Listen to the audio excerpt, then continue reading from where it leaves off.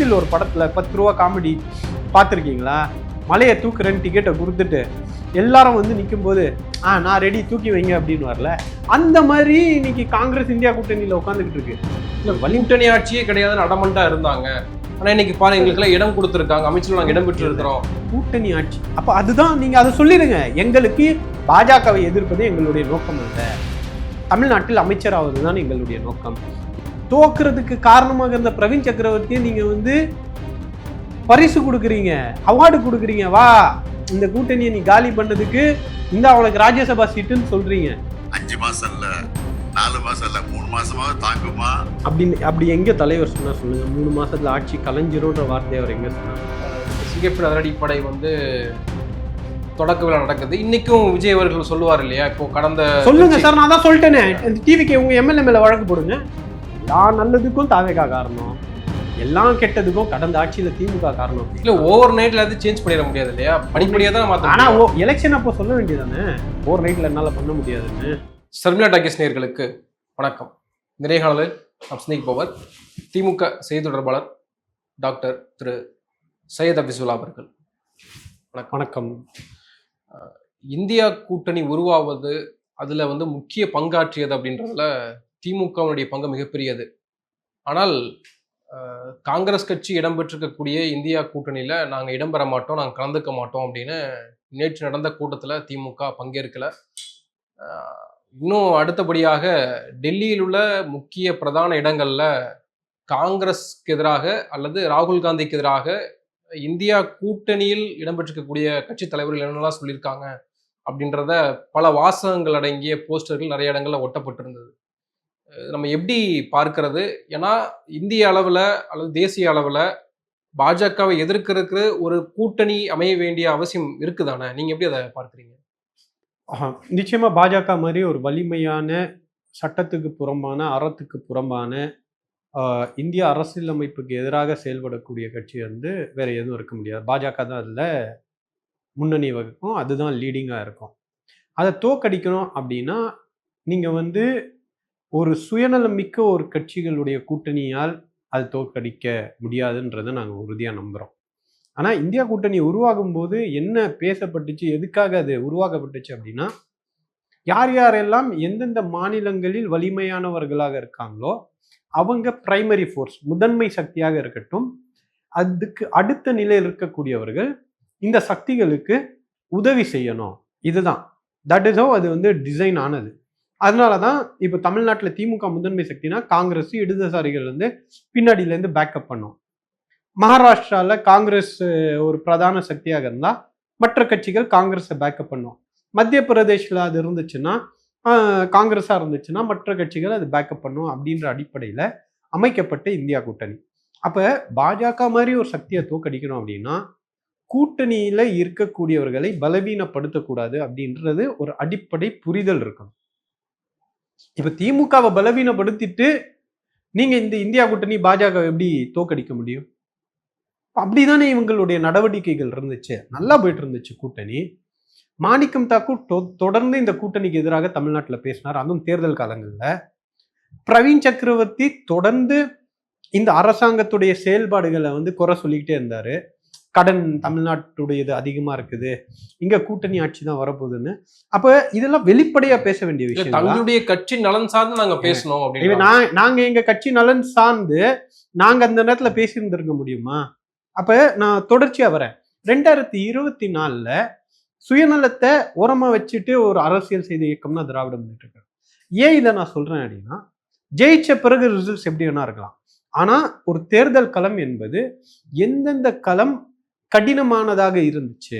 உதாரணத்துக்கு கோயம்புத்தூர்ல 2019 கம்யூனிஸ்ட் ஜெயிக்கிறாங்க.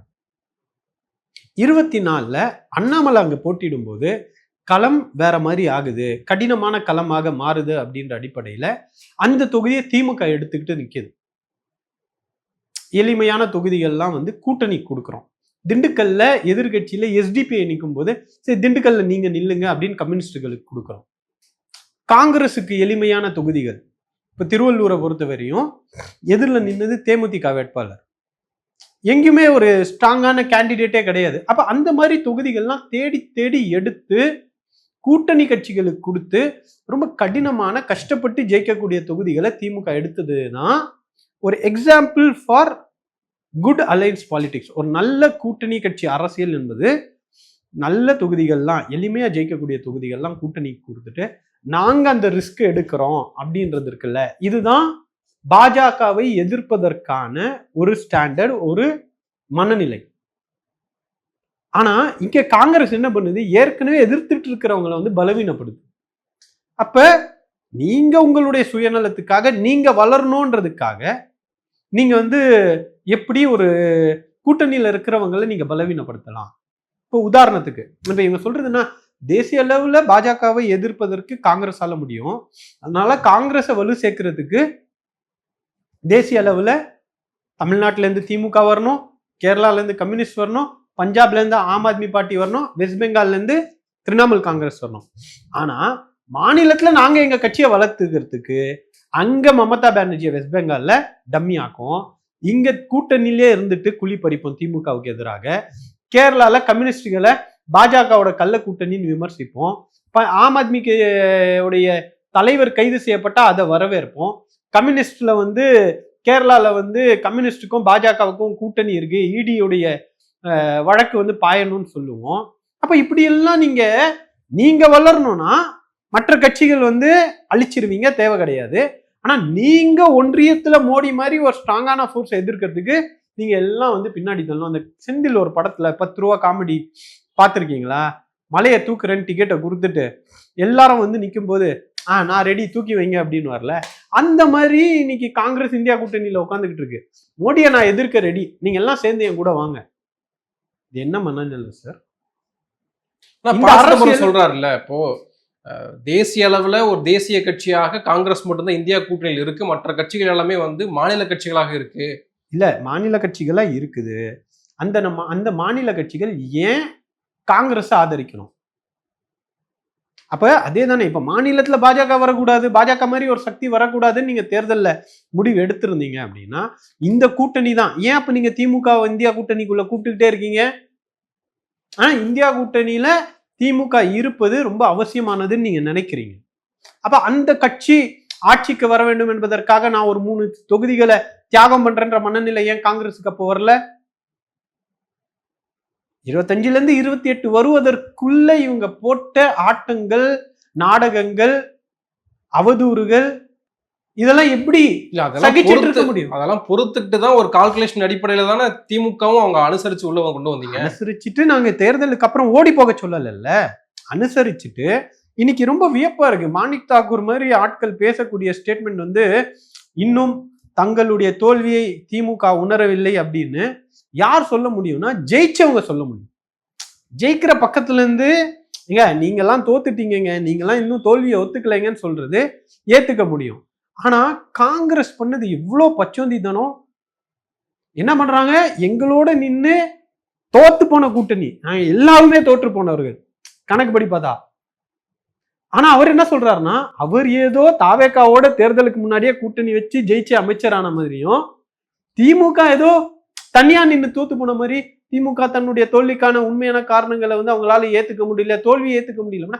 நீங்களும் தோத்து போனவங்க தான் சார், நீங்களும் தோத்து போனவர் தானே. 28 சீட்ல 5 சீட்டு தான் ஜெயிச்சிருக்கீங்க, நீங்களும் தோத்து போனவங்க. அப்ப நீங்க உட்காந்துட்டு இந்த தோல்வியை எப்படி எடுத்துக்கணும்ன்ற கிளாஸ் எடுக்கிற எந்த தார்மீகமும் உங்களுக்கு கிடையாது. அப்ப இப்படியெல்லாம் பண்ணுவாங்க, இப்படியெல்லாம் நக்கல் பண்ணுவாங்க. ஆனா எங்க மேல சவாரி செஞ்சு இவ்வளவு நாள் ஜெயிச்சுட்டு இன்னைக்கு எங்களை அவதூறு பரப்பக்கூடியவர்களோடு சேர்ந்துதான் பாஜகவை எதிர்க்கணும்ன்ற ஒரு கட்டாயம் திமுகவுக்கு இல்லை. திமுக காங்கிரஸ் இல்லாமலும் இந்த சங் பரிவார் கூட்டத்தை எதிர்த்து இருக்கிறது. காங்கிரஸ் தான் அத்தாரிட்டி, நீங்க எப்படி எடுத்துக்கிறீங்க? காங்கிரஸ் கூட சேர்ந்துதான் பாஜகவை எதிர்க்க முடியும்ன்ற ஒரு மனநிலைக்கு ஏன் மக்களை தள்ளுறீங்க? நீங்க எந்த இடத்துல எல்லாம் பாஜகவை எதிர்த்துட்டீங்க? நீங்க எந்தெந்த இடத்துல சமரசம் பண்ணிருக்கீங்கன்னு சொல்லவா?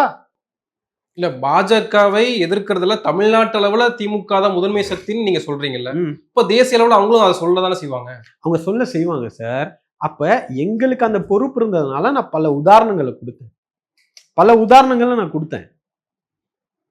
எப்படி நாங்க வந்து எங்களுடைய வெற்றி வாய்ப்புகளை வந்து சமரசம் செய்து கொண்டு அவர்களுக்கு வெற்றி பெறக்கூடிய தொகுதிகளை கொடுத்தோம். பல இடங்களில் காங்கிரஸ் இருக்கிறதுனால நாங்க ஒரு 3 தேர்தலா அந்த தொகுதியிலே திமுக போட்டியிடல, உதயசூரியன் சின்னத்திலே நிக்கல, டிஃபால்ட்டா காங்கிரஸ் கொடுத்துட்டோம். அப்ப இதெல்லாம் நாங்க செஞ்ச தியாகங்களும் சமரசங்களும் கிடையாதா? இன்னைக்கு இவங்க எல்லாம் பேசுறாங்க தேமுதிக உள்ள வந்துச்சு, தேமுதிக கொடுத்த மரியாதை எங்களுக்கு கிடைக்கலன்னு. தேமுதிக உள்ள கொண்டு வந்த போதிலும் காங்கிரஸுக்கு அதிகமான தொகுதிகள் கிடைத்தன. நீங்க அதை புரிஞ்சுக்கணும். திமுக போன வாட்டி நின்ன தொகுதிகளை விட கம்மியா நின்னுதான் தேமுதிகவை அகாமடேட் பண்ணுச்சு, காங்கிரஸ் கிட்ட இருந்து புடுங்கல. அப்ப ஏன் அந்த தியாகத்தை நாங்க அங்க செய்யறோம் அப்படின்னா, இந்த கூட்டணி ஜெயிக்கணும், திமுக மட்டும் ஜெயிக்கணும்ன்றதுக்காக தேமுதிக உள்ள கொண்டு வரல. இன்னைக்கு கம்யூனிஸ்ட் தோழர்கள் சொல்றதும் எங்களுக்கு வருத்தமா இருக்கு. நாங்க வந்து எங்களுக்கு ஒரு தொகுதியை குறைச்சிட்டாங்க. திருமாவளவன் அண்ணனுக்கு 2 தொகுதிகள் போன வாட்டியை விட அதிகமா தான் கொடுத்தோம். அப்போ நீங்க எப்போ இந்த குற்றச்சாட்டு வைக்கணும்னா, கடந்த காலத்தை விட திமுக இந்த வாட்டி அதிகமான தொகுதிகள்ல நின்னுட்டு மற்றவங்களுக்கு தொகுதியை குறைச்சா பரவாயில்ல. அப்ப ஒரு கூட்டணி அப்படின்னா திமுகவும் சமரசம் செய்திருக்கிறது, தன்னுடைய சுயநலத்தை ஒதுக்கி வச்சிருக்கிறது. அப்படி ஒதுக்கி வச்சுட்டு தான் தேமுதிக அகாமடேட் பண்றோம். அப்படி ஒதுக்கி வச்சுட்டு ஏன் அகாமடேட் பண்றோம்னா, கம்யூனிஸ்டுகளும் ஜெயிக்க வேண்டும், விடுதலை சிறுத்தைகளும் ஜெயிக்க வேண்டும், காங்கிரசும் ஜெயிக்க வேண்டும், இதர கூட்டணி கட்சிகளும் ஜெயிக்க வேண்டும், தமிமுன் அன்சாரியும் ஜெயிக்கணும், பேராசிரியர் ஜவஹர்லாலும் ஜெயிக்கணும், ஐயுஎம்லும் ஜெயிக்கணும்னு சொல்லி எங்களுடைய தொகுதிகளுடைய எண்ணிக்கைகளை குறைத்து விட்டு இந்த தேர்தலை சந்தித்தோம்ல. இதுதான் ஒரு எக்ஸாம்பிள் ஆஃப் அலைன்ஸ் ஜெயிக்கணும்ன்றது எப்படின்றதுக்கான எடுத்துக்காட்டு. அப்ப இதெல்லாம் மறந்துட்டு இன்னைக்கு நீங்க வந்து இந்தியா கூட்டணியில திமுக இல்லை அப்படின்னா, இல்ல கூட்டணி ஆட்சியே கிடையாதுன்னு அடமண்டா இருந்தாங்க. ஆனா இன்னைக்கு பாருங்க, எங்களுக்கு இடம் கொடுத்துருக்காங்க, அமைச்சர்கள் நாங்க இடம் பெற்று இருக்கிறோம். கூட்டணி ஆட்சி அப்ப அதுதான் நீங்க அதை சொல்லிடுங்க. எங்களுக்கு பாஜகவை எதிர்ப்பது எங்களுடைய நோக்கம் அல்ல, தமிழ்நாட்டில் அமைச்சராவது தான் எங்களுடைய நோக்கம். இவ்வளவு நாள் எங்களுக்கு எம்எல்ஏ எண்ணிக்கைகளை பெறுவதற்கு திமுக தேவைப்பட்டுச்சு, இன்னைக்கு தாவேகா வந்துச்சு, அவங்களோட நாங்க இருக்கிறோம் அப்படின்னு சொல்லிட்டு போயிடுங்க. ஏன் கொள்கை, கூட்டணி, இந்தியா தேசிய அளவுல மோடி எதிர்ப்பு இதெல்லாம் ஏன் கட்டமைக்கணும்? எங்களுக்கு அரசியல்ல எம்எல்ஏ சீட் ஜெயிக்கணும், எங்களுக்கு அமைச்சர் ஆகணும். அன்னைக்கு எம்எல்ஏ ஆகுறதுக்கு திமுக போதும், இன்னைக்கு அமைச்சர் ஆகுறதுக்கு தாவேகா போதும். இல்ல அமைச்சரவை கூட்டம் கூடும், அமைச்சரவையில என்ன பேசுறாங்க, என்ன பேசப்படுது, எப்படி நடக்கும்னு எங்களுக்கு தெரியாது. ஆனால் நாங்க இன்னைக்கு பங்கெடுத்திருக்கிறோம், எங்களுடைய கட்சியும் அதுதான் சார், அதுதான். அப்போ அதுதானே உங்களுடைய இலக்கு. அதை பார்க்கணும். உட்காந்து உள்ள போயிட்டு எப்படி அமைச்சரவை கூட்டம் நடக்குது. காங்கிரஸுடைய நோக்கம் அதான். அப்ப மோடி எதிர்ப்பு கிடையாதா? ஒரு வலுவான கட்டமைப்பு கிடையாதா? கருத்தியல் அரசியல் கிடையாதா? கொள்கை அரசியல் கிடையாதா? கோட்பாடு அரசியல் கிடையாதா? நீங்க என்ன பேசுறீங்க? அப்ப இவ்வளவு நாள் என்ன நாடகம் போட்டுட்டு இருந்தீங்களா? இதெல்லாம் கேள்விகள் வரதானே சார் செய்யும். ஏன் சார், காங்கிரஸுடைய ஒரு செய்தி தொடர்பாளர் சொல்றாரு சார், நான் எலெக்ஷனுக்கு முன்னாடியே தாவேகாவோட வேலை பார்த்தேன்னு. அவர் மேல இதுவரையும் நடவடிக்கை எடுக்கல சார். என்ன சார் செய்தி சொல்ல வரீங்க நீங்கெல்லாம்? இந்த கூட்டணிய தோக்குறதுக்கு காரணமாக இருந்த பிரவீன் சக்கரவர்த்தியை நீங்க வந்து பரிசு கொடுக்குறீங்க, அவார்டு கொடுக்குறீங்க. வா, இந்த கூட்டணியை நீ காலி பண்ணதுக்கு இந்த அவனுக்கு ராஜ்யசபா சீட்டுன்னு சொல்றீங்க. இப்ப இவங்களோட எல்லாம் எப்படி சார் சேர்ந்து பயணிக்க முடியும்? இது திமுகவுக்கானது அல்ல. இந்த இந்தியா கூட்டணியுடைய பயணம் என்பது தமிழ்நாட்டுடைய எதிர்காலத்தை கட்டமைப்பதற்கான பயணம். அந்த பயணத்தை இந்த மாதிரி சுயநலவாதிகளோடு சேர்ந்து எப்படி சார் இதுக்கப்புறம் பயணிக்க முடியும்? சந்தேகம் வந்துச்சு. இந்த மாதிரி சந்தேகம் இருக்கக்கூடியவர்களோடு எங்களால் பயணிக்க முடியாது அப்படின்ற நிலையில நாங்க மோடி எதிர்ப்பையும் தமிழ்நாட்டை பாதுகாப்பதற்கான ஒரு கருத்தியல் சித்தாந்தம் கொண்டு திராவிட முன்னேற்ற கழகம் இயங்கும். அந்த அந்த இயக்கத்தோடு, அந்த கட்சியோடு இன்னும் எங்களோட இருக்காங்க. மனிதநேய மக்கள் கட்சி இருக்கிறது, social democratic party of India எங்களோடு இருக்கிறது, மனிதநேய ஜனநாயக கட்சி எங்களோடு இருக்கிறது. கட்டமைப்போம். என்ன இருக்கு? என்ன இதுக்கப்புறம் அரசியலே கிடையாதா தமிழ்நாட்டில்? மோடி எதிர்ப்புக்கு வந்து காங்கிரஸோட சேர்ந்துதான் ஒரு ஒரு அரசியலை செய்யணுமா என்ன? இல்ல, அந்த மோடி எதிர்ப்பை தமிழ்நாட்டில் காட்டினது திமுக தான். காங்கிரஸுக்கு எந்த ஒரு தார்மீகமும் கிடையாதுங்க. நீங்க இந்தியா கூட்டணி எப்ப நீங்க சேர்க்கிறீங்க? நீங்க உங்களுக்கு எதிர்க்கட்சியில அந்தஸ்தே இல்லாத போது சேர்க்கிறீங்க. நீங்க ஏதோ 100 எம்பி இருக்கும்போது இந்த கூட்டணியை அமைக்கல. உங்களுக்கு 44ல இருந்து 99 ஆகிறதுக்கு இந்தியா கூட்டணி அந்த இமேஜ் தேவைப்படுது. நீங்க தெலுங்கானா ஜெயிக்கிறதுக்கு உங்களுக்கு அந்த இமேஜ் தேவைப்படுது. கர்நாடகாவுக்கு இந்த இமேஜ் தேவைப்படுது. இன்னைக்கு கர்நாடகா ஜெயிச்சாச்சு, கேரளா ஜெயிச்சாச்சு, தெலுங்கானா ஜெயிச்சாச்சு அப்படின்ன உடனே அப்ப நமக்கு ஏதோ ஏறுமுகம் அப்படின்ற ஒரு மனநிலையில கூட்டணி தர்மத்தை மதிக்காம துரோகம் செய்யக்கூடியவர்களை நம்பி இனி தமிழ்நாட்டுடைய எதிர்காலத்திற்கான பயணத்தை தொடங்க முடியாது அப்படின்றதுதான் திராவிட முன்னேற்ற கழகத்துடைய பார்வை. இல்லை, நீங்கள் அரசியல் நாங்கள் வலுவாகத்தான் இருக்கிறோம், நாங்கள் வந்து இன்னும் கூட்டணி கட்சிகளுடைய ஆதரவு எங்களுக்கு இருக்குது அப்படின்றப்போ ஏன் 3 மாசத்துல இந்த கட்சி இல்லை இந்த ஆட்சி வந்து கலைஞ்சிரும், 3 மாதம் கூட தாங்காத நம்ம ஏன் சொல்லணும்? அப்படி எங்க தலைவர் சொன்னார் சொல்லுங்க? 3 மாசத்துல ஆட்சி கலைஞ்சிரும்ன்ற வார்த்தையை அவர் எங்க சொன்னார் சொல்லுங்க? 3 மாதம் கூட தாங்காதுன்னு சொன்னார்ல. 3 மாசம் கூட தாங்காது அப்படின்னா, நான் முதலில் 6 மாசம் வரையும் இந்த கட்சிக்கு விமர்சனம் செய்யக்கூடாது என்று இருந்தேன். நடக்கிறது பார்த்தா 3 மாசம் கூட தாங்காது போல. அந்த விமர்சனம் செய்யக்கூடிய இடத்திற்கு 3 மாதத்திற்குள் தள்ளி விடுவார்கள். நீங்க நம்பலன்னா அந்த வீடியோ ஆடியோ நான் உங்களுக்கு தரேன். தயவு செய்து நீங்க இதை போடுறப்ப இதை தயவு செய்து போடுங்க. அப்ப இதுதான் ஒரு நரேட்டிவ். திமுக பயந்துச்சுன்றத உருவாக்குறதுக்காக இதுதான் இவங்க பண்றாங்க. பாருங்க, நான் உங்களுக்கு அனுப்பிச்சு வைக்கிறேன், கண்டிப்பா அனுப்பிச்சு வைக்கிறேன். அதை நீங்க வந்து கேட்கணும். இன்னைக்கு அறிக்கையில கூட அதை ரொம்ப தெளிவா பேசியிருக்கிறோம். இந்த மாதிரி வேலைகள் வந்து ரொம்ப ரொம்ப எளிமையா வந்து இவங்க பண்ணிக்கிட்டே இருக்காங்க. ரொம்ப தப்பா இது இருக்கு.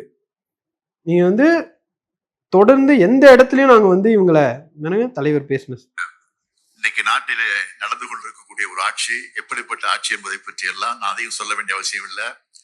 ஏற்கனவே இந்த ஆட்சி பொறுப்பேற்ற நேரத்தில் சொன்னேன், 6 மாசத்துக்கு நான் இதை பற்றி நான் பேச போறது இல்லை. ஆனால் 6 மாசத்துக்கு முன்னாடியே பேச வேண்டிய ஒரு சூழ்நிலை வந்து விடுமோ என்ற அச்சம்தான் இன்றைக்கு இருந்து கொண்டிருக்கிறது, வந்து விட்டது. அதை பலர் பேசிக் கொண்டிருக்கிறார்கள். இந்த விமர்சனங்கள்லாம் வந்து கொண்டிருக்கிறது. 6 மாசம் இல்ல, 5 மாசம் இல்ல, 4 மாசம் இல்ல, 3 மாசமாக தாங்குமா என்ற ஒரு கேள்விக்குறியோடு தான் இந்த ஆட்சி நடந்து கொண்டிருக்கிறது. புரியுதா? இதுதான் சொல்றேன். அந்த விமர்சனம் 3 மாசம் கூட தாங்குமா அப்படின்ற அடிப்படையில தான் இந்த ஆட்சி நடந்துட்டு இருக்குதுன்றது ரொம்ப தெளிவா தலைவர் வந்து சொல்றார். அதை வந்து அப்படியே கட் பண்ணி இப்படி பேசுற வேலை. சரி, இதே விமர்சனம் தானே நாங்க கண்டிச்சதப்ப சிபிஐஎம் உடைய சண்முகம் ஐயா அவர்கள் என்ன சொன்னாரு? 6 மாசம் டைம் கொடுக்கணும். நேத்து அவருடைய கண்டன அறிக்கை பார்த்திருக்கீங்களா? ஏன் அவரும் ஒரு 6 மாசம் வெயிட் பண்ண வேண்டியதானே? அவர் சொன்னபடி அவரும் ஒரு 6 மாசம் வெயிட் பண்ண வேண்டியது. ஏன் அவசரப்பட்டு கண்டன அறிக்கை கொடுத்தார்? திமுக பொறுத்துக்க முடியல, வயிற்றுச்சல்ல இல்லைங்க. அப்ப அந்த விமர்சனம் சண்முகம் ஐயாவுக்கும் பொருந்துமா? 6 மாசம் காத்துட்டு இருக்கணும்னு நாங்க சொன்னோம், காத்துட்டு இருக்கணும்னு உண்மையிலே நினைச்சோம்.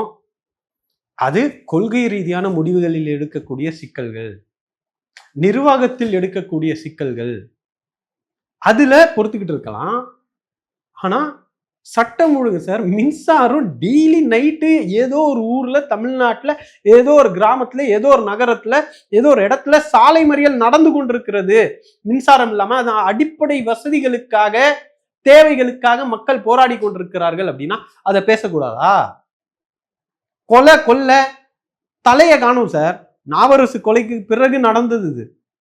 தலை துண்டாக, முண்டம் துண்டாக, இது ஒரு இடத்துல அது ஒரு இடத்துலலாம் அடிக்கடி நடக்கிற விஷயங்கள் இல்ல, இவங்களுடைய ஆட்சியில நடந்துகிட்டு இருக்கு.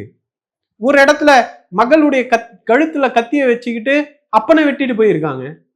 பாலியல் சீண்டல்கள் நடந்துகிட்டு இருக்கு. 85 வயசு இன்னைக்கு தாவேகா ஆட்சி வந்து சிங்கப்பெண் போர்ஸை கொண்டு வந்திருக்கு. அப்படி ஒரு முயற்சியை பாராட்டணும், வரவேற்கணும்.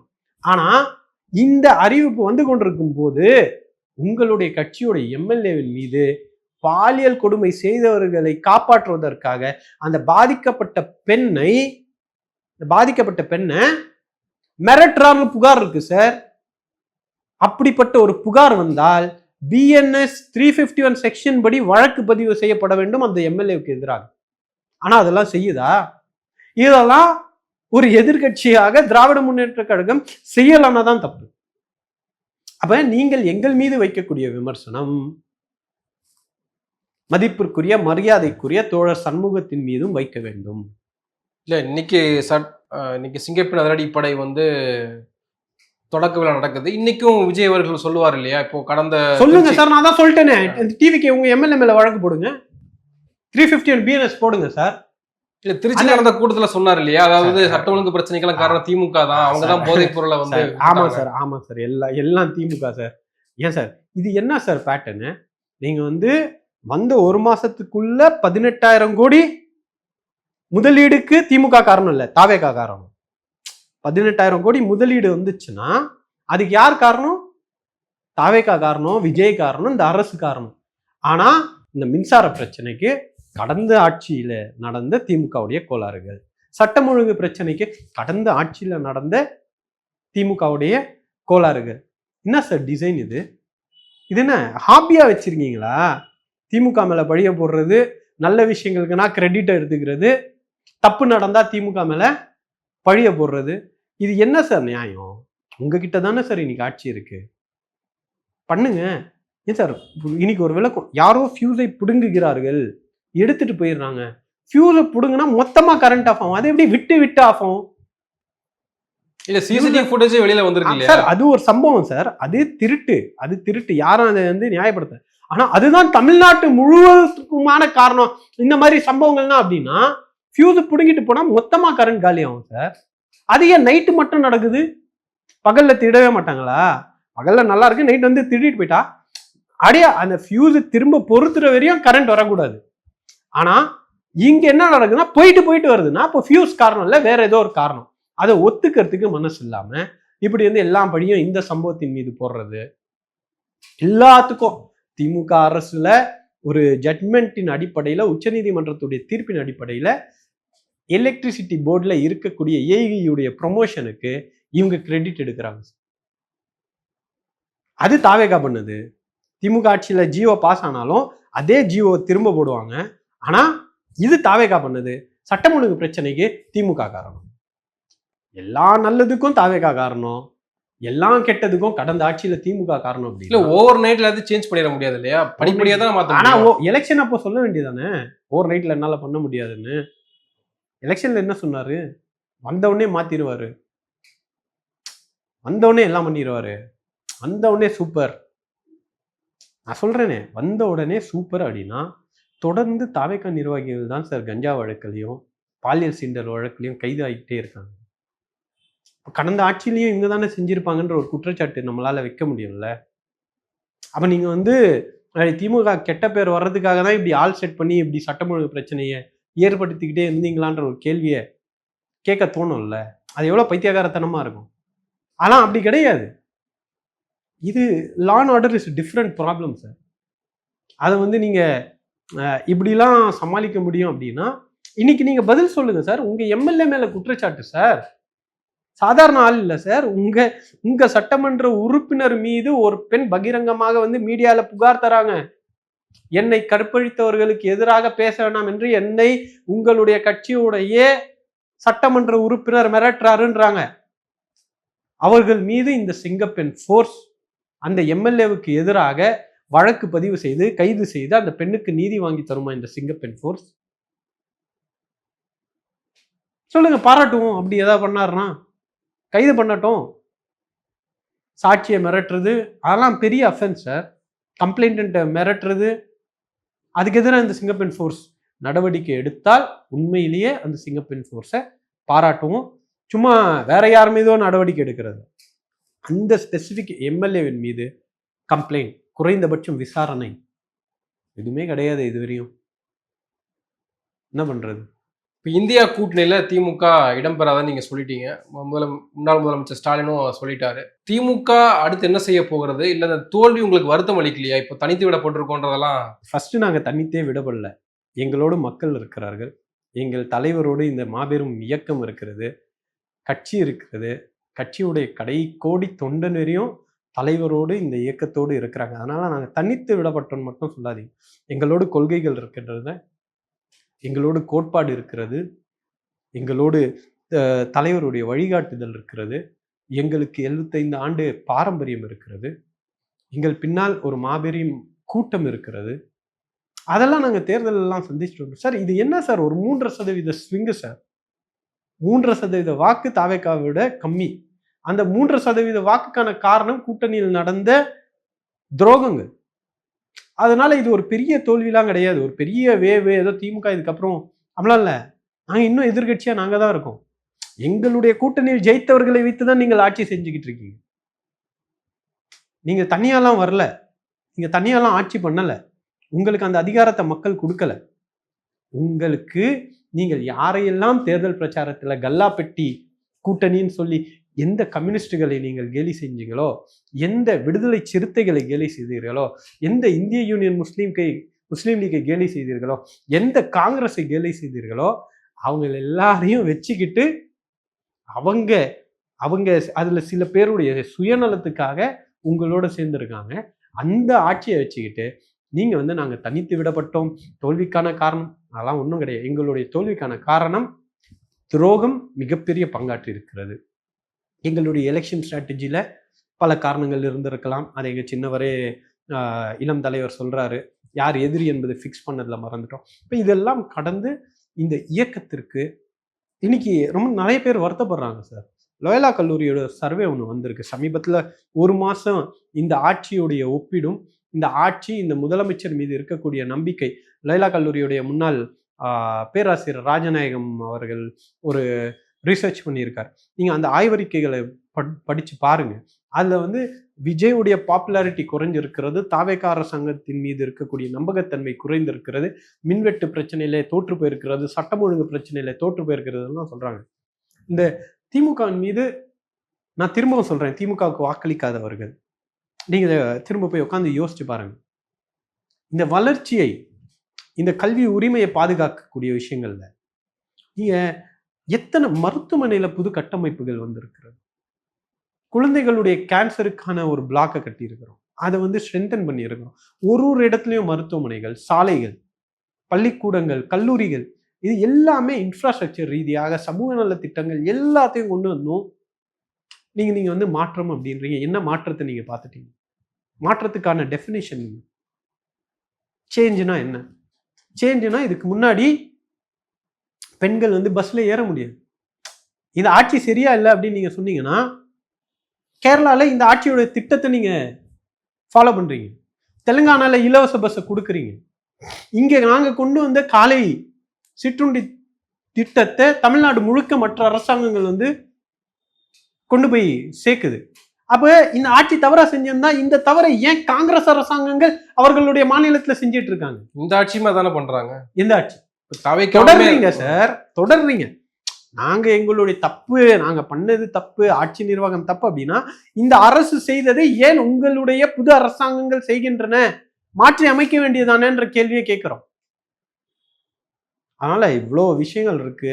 திமுக தனியா இல்லை, திமுக நல்ல வலிமையாக இருக்கிறது. அதுவும் குறிப்பாக வெறும் வெளியிலேருந்து திமுகவுக்கு ஆதரவு கொடுத்துட்டு இருந்தாங்களே இவ்வளவு நாள், திமுக அனுதாபிகளாக இருந்தவர்கள், திமுகவுடைய திட்டங்கள் அந்த கொள்கையினால் பலன் பெற்றவர்கள், பயனடைஞ்சவர்கள்லாம் இன்னும் 100 மடங்கு வீரியத்தோடு இந்த இயக்கத்திற்காக பிரச்சாரம் செஞ்சுட்டு இருக்காங்க, செயல்படுறாங்க.